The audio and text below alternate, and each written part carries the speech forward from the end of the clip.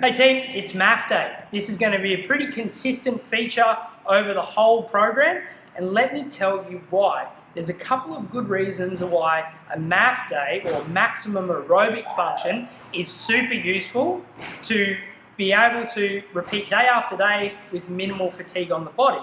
Now, the MAF itself is running or conducting an aerobic activity, which we'll go on to in a second, that is in your aerobic zone. So that's 180 minus your age, which creates your beats per minute. So I'm 34 and my MAF is 146 beats per minute.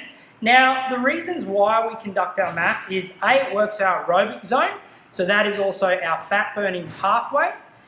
It can also be done repeated day after day because it's low intensity and doesn't take a lot of effort to complete, i.e. you can walk and be in your maximum aerobic function if you are beginning your fitness journey.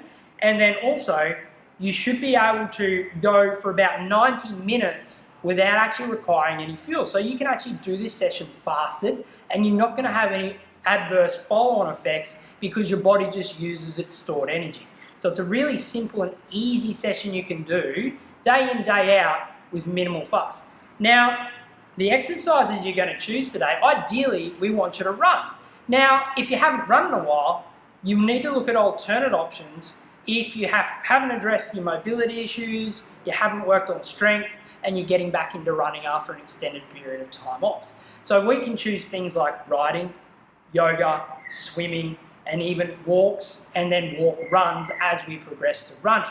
So it's really important for you to pick the level that you're at. If you're choosing to run today, what I want you to focus on to make sure you're helping achieve that nice, easy MAF session, you want to aim for 180 beats per minute on your cadence, which is your foot strike. So that's your turnover. So you should be hitting 180 foot strikes per minute when you're conducting your MAF when you're running.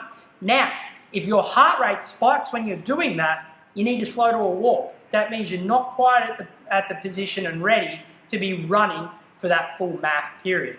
So the ways to tell if you're actually running within your MAF or swimming or riding or any of those means that you've chosen, you can use a heart rate monitor on your watch, which is a great way to measure your heart rate as you're exercising, or you can simply use the talking method.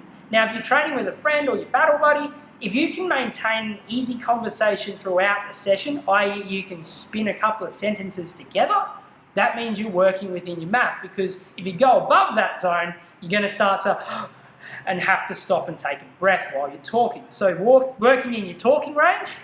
Now, if you're a bit of a lone wolf and you're training by yourself, running with your mouth shut.